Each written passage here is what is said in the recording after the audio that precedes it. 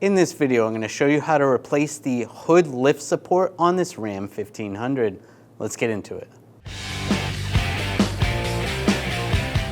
I'm going to start with a hood support just to hold the hood up using a pick. I'm just going to take this spring clip off, just get in behind here, pull that outwards, and just push in.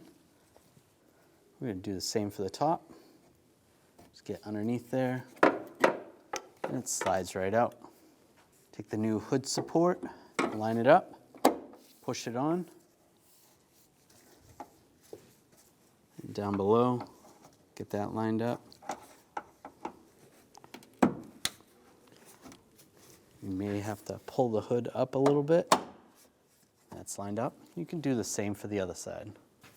And just take the hood support off, and you're good to go. When only the best will do, demand TRQ. The only company that lets you view before you do. TRQ is committed to offering the highest quality aftermarket auto parts that are engineered for peace of mind. Thanks for using and viewing with TRQ.